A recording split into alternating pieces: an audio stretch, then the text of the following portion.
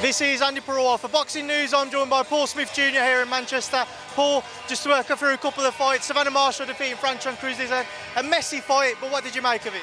Yeah, it was a scrappy affair, but I thought that the right winner won. I didn't agree with the 95-95 personally, but we always get one of them nowadays, don't we? And them two-minute rounds are hard to score, but the right winner. I thought when she relaxed and got a jab going, she was a lot better, Savannah Marshall, but good performance, to be honest with you.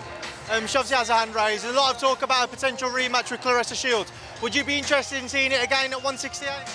I wasn't here on the night. I think we left or we come back or we were somewhere else, but I remember watching it in one of the pubs. One of the best fights I've seen in a long time. I'd pay to watch that fight again. I'd love to see it at 168, but I wouldn't be bothered what weight it was as long as we saw it again.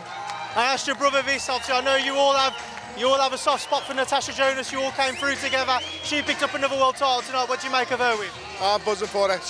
She's an amazing role model for young women growing up in this country to see that you can do whatever you want.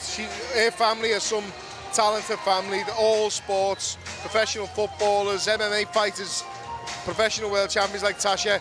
They all should be proud of each other. They're a brilliant family from Liverpool. Obviously, just a word on your brothers as well. Just start off with Liam, as he's there. There's a lot of talk. Will it not happen? The Crews-Dezurn Jr rematch. A lot of talk of Conor Benn facing him. Eddie Hearn, Matchroom confident they're going to make that fight. What's your understanding? My understanding is whatever Liam tells us, and at the minute it's just the same old.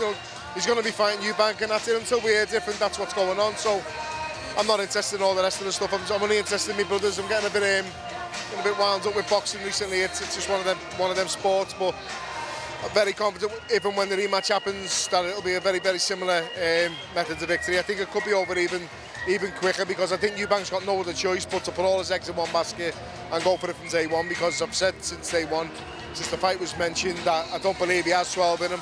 He's going to have to go for it early, and if that happens, then it'll be fireworks, but same method of victory.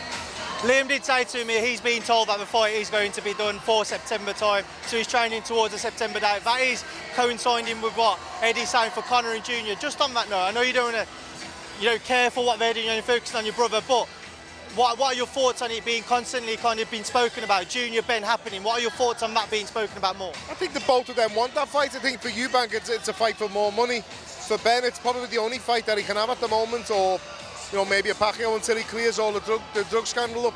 But as I said, the only thing that interests me is what's happening with my brothers at the moment, and whoever Liam's fighting in September, I'll be there. We'll be there supporting part of the team.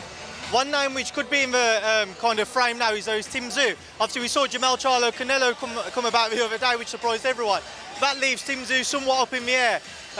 If it was up to you, would you maybe rather see Liam go and take on Tszyu for what could be a WBO world title if maybe that became vacant? And I imagine a big money fight with that as well. Or would you rather see him go and face Crews-Dezurn Jr again? The thing with Liam is he's been world champion, so it's one of them positions and one of them situations where get as much as you can. If it's Tszyu and it's only for a couple of $100,000, or it's Junior again for a couple of million, then it's a no-brainer. At the end of the day, he's 34 at the moment, and he's soon to be 35, and not that long, not that long to go in your career. You have to look at it from a business perspective when you've achieved the goal that he's achieved in being world champion. But it's an amazing fight, Tszyu. He's someone who I'm very impressed with. He's getting better and better, slowly but surely stepping out of his father's shadow, and it was a big shadow as well. But whatever Liam wants to do, we're there, we back him 100%.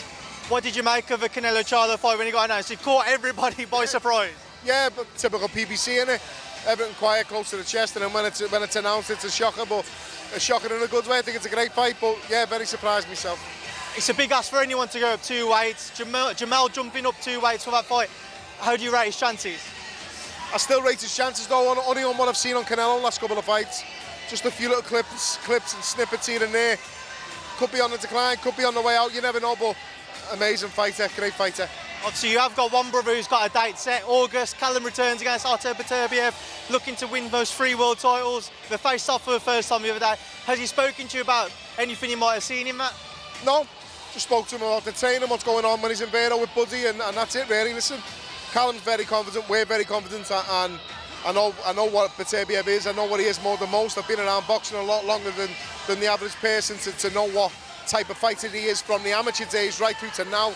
He's a monster, but boxing's all about timing. We've just been speaking about timing. cost Tszyu in here against Ricky Hatton. 2 years earlier, that may not have happened. We believe Callum's got a brilliant chance, and we think he's got him at just the right time.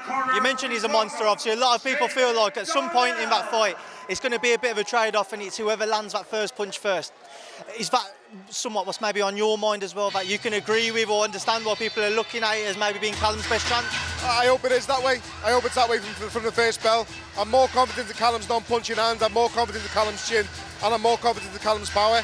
You ask Buddy, you ask any trainer he's worked with, you ask anyone he's been in the ring with, his power's phenomenal. He's got scary power in both hands, the head and body. And listen, I'm starting to sound a bit like a salesman, but I believe in him strongly, and we'll see you on August 19th. All right, Paul, it's a pleasure as always. Thank you. Mate, thank you.